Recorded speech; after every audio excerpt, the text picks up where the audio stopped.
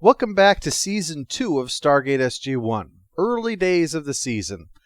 Let's see, we're coming off of The Gamekeeper, a story about our heroes needing to escape their captors. And also Prisoners, a story about our heroes needing to escape their captors. So, to shake things up, we're going to be doing the episode Need today, a story about our heroes needing to escape their captors. I don't know about you, but the freshness of that idea is so enticing, it's all I can do not to fall asleep.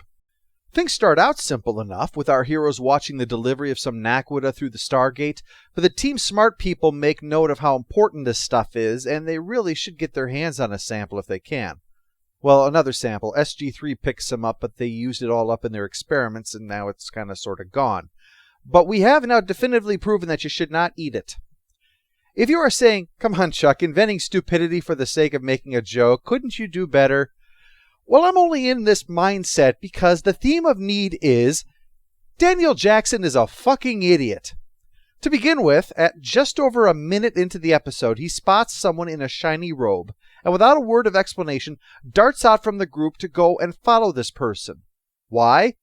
Apparently, he was distracted by the shiny robe, because it could literally be his mother in there and he wouldn't know it.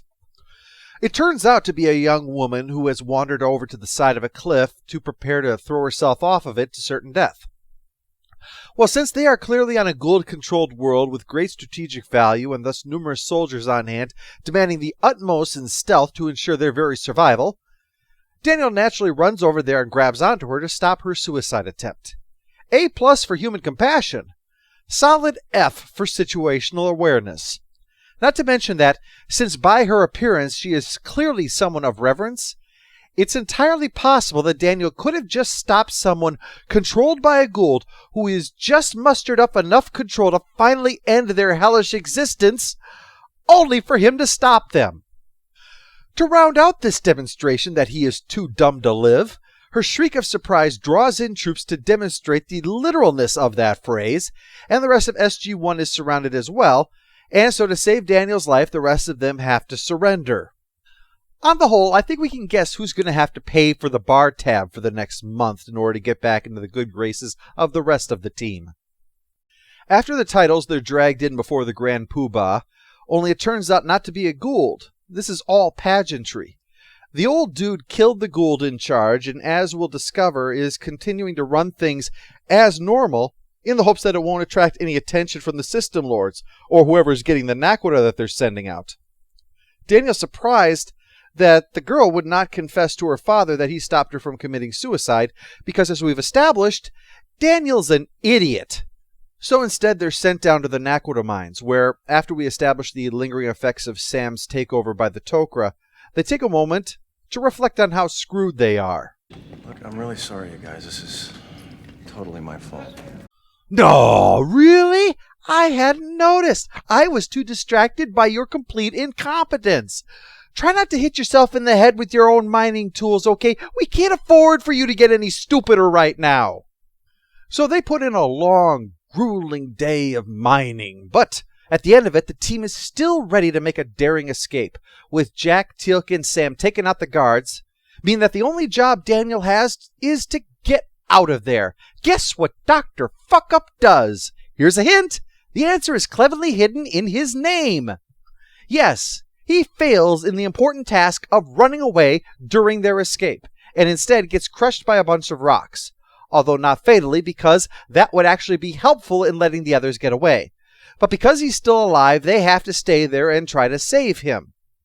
This only gets them captured again, of course, but Daniel is saved by that woman from before because they have a sarcophagus, and she seems to have taken a fancy to him, having dressed him in royal robes and insisting that she be called by her first name, Shyla. Please do not try and escape again. I have taken personal responsibility for you. Okay. It would also be rude of you to try and hurt me in any way. Well, you do realize it's also kind of rude to kidnap people and chain them up in a mine. Now, being sentenced to beatings and being worked until you drop is a far cry from something as serious as a moment of personal embarrassment. She's hot for his bod, and so takes him out into the woods to introduce him to trees, something so amazing that she figures he must never have seen them before. I'm a fool, aren't I? Well, then you're in good company. So, about the wrongful enslavement thing, you are going to do something about that, right? Daniel finally gets her onto that important topic, hard as that might be in the face of all this novel majesty, and she agrees that they will work together to convince her father to let those people go. Well, I don't suppose we could go talk to your father now. He is not well now. Oh, well, you know what I heard is good for your health? Working in a mine all day. Oh, no, wait, it's actually the opposite. So maybe we should avoid tiptoeing around things and come up with a workable plan now.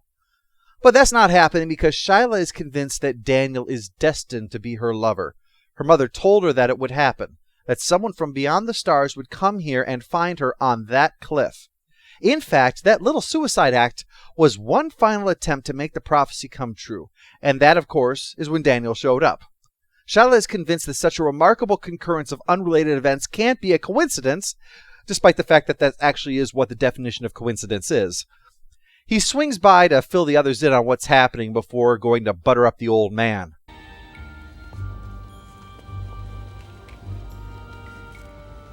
Hello, I'm Daniel Jackson. Got him eating right out of your hand, huh, Daniel? Well, at least he has a chance to bond with the old God Slayer over dinner. About my friends. Kill them. And Prisoner Slayer, too, I guess. Luckily, Shyla leaps to the rescue. You said that their punishment for trying to escape would be to work in the mine without rest for as long as they live. As an example to the other workers. Ah, so we went from prisoners for life to a quick execution to a slow, lingering death. Perhaps the plan is to keep making things worse until eventually it wraps around the other side and becomes good again. At this point, I see no other answer. Well, Shyla was just humoring the old coot, I guess.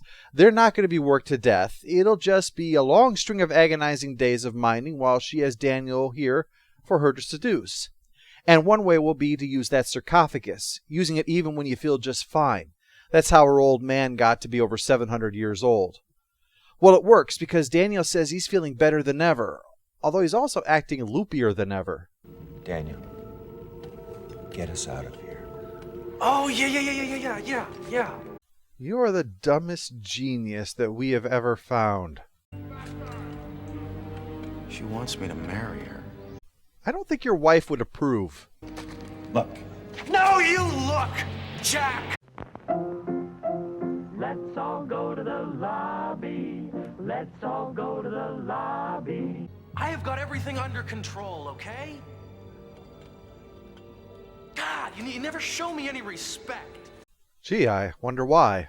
Your way didn't work. Now I'm handling it. It didn't work because of you. Do you not remember? Your plan failed because you forgot I'm incompetent. So now you have to leave it in the hands of the incompetent. That's just logic, Jack. You can't argue with that. While Daniel is sweet-talking Shyla upstairs, Carter has a flash of memory from her Gould encounter, which says that the sarcophagus has bad mojo to it. The Tok'ra don't use them. It corrupts what they call the soul. It's why the Godslayer has turned into a senile asshole and contributes to the Gould's general dickishness. Stop me if I'm getting too technical for you. Jack heads up to explain this to Daniel, but Daniel assures him that he's pulled it off. They're all going home tomorrow because he agreed to marry Shyla. Could go tonight, but Daniel really wants to give her that ring, so the team better find a nice, good diamond down there so that they can get out of here. So they head back, and it looks like Daniel's going to need some serious medical attention, which naturally you'd expect, what with all of the mining that he did not do back at the planet. His systems are all out of whack. He's jonesing to get back to Shyla. I think I've made a big mistake. You're not serious. I am. You have a wife. Had a wife. Come on, seriously. How long am I supposed to wait? Well, frankly, you got no one but yourself to blame there, too. You've been dragging your feet, giving a prostate exam to every single mildly different culture you find. Maybe if you actually focused on the job for 5 minutes, you might actually make some progress. When Carter tries to talk some sense into him, he flips out. You've never really known what love is, have you? Real love is when your wife is sentenced to a fate worse than death, and you spend all your free time examining a group of shepherds no different than any other group of shepherds you've ever seen in your life until you remember you have needs and marry somebody else. Read about it sometime, Sam. She reports it to Jack and General Hammond, but Daniel shows up in the middle of it to offer his resignation and also to pass out. I gave him a sedative. His test results are all over the place. I tripped while carrying them over here. I'm sorry. They have no idea what to do about it. Teal'c suggests the sarcophagus to fix whatever's ailing him, but Carter insists it'll just make this problem even worse. The only option is to basically help him tough it out. It'll be bad, sure, but I'm betting it won't be quite as bad as spending a week as a slave in a mine. Eventually, though, Daniel manages to slip free of his bonds, beat the ever-loving shit out of one of the guards, and make a run for it. Luckily, Jack saw the whole thing on camera. Well, relatively lucky. Obviously, it didn't turn out too well for that guard. But he is able to sound the alarm and chase after him, cornering him in a supply room, and the two start wrestling and knocking everything over. All I could think about as I watched this was that guard that Daniel beat up probably had just finished spending a week inventorying everything in this room, and that's going to be the first job he gets when he's out of the infirmary. Jack talks Daniel down eventually, and he works his way through it, and eventually is well enough to suggest returning to Shyla, but not for the reason you think. He discusses ways that they could get Naquadah and free her people from the masquerade that they're stuck with. The others eventually go along with it, allowing Daniel to close out his story with Shyla, who fortunately is more grief-stricken than angry about him not coming back to marry her, knowing that, with the benefit of hindsight, holding his friends hostage probably wasn't the best way to win his heart. In fact, Daniel doesn't even need to do any persuading to convince her to destroy the sarcophagus. Without protest, she just grabs his staff weapon and shoots it. The end. I guess that means we're done. Kind of feels like there should be more. Need gets a stamp of watchable. It does the important job of establishing why they can't use a sarcophagus, since given the way the show goes, eventually they would get their hands on one, and that would completely transform the dynamics of the show once you could bring the recently dead back to life. Give the writer that ability and people will be dying every other episode and brought back, in the mistaken belief that it adds drama. Trust me, I've seen this kind of thing before. But that being said, about the only saving grace is Michael Shank's acting, giving a very unusual turn that offers some novelty, but otherwise, this episode just plods along. It's very much a reminder of the crappy Planet of the Week episodes that they had too much of in Season 1 and thankfully moved away from. The massive coincidence about Shyla's dreamboat boyfriend prophecy remains just a coincidence, making it a rather clumsy plot point to explain her sudden infatuation with him. Overall, while it could be argued that there are some arc-relevant details, Need is, ironically, an episode you can do without.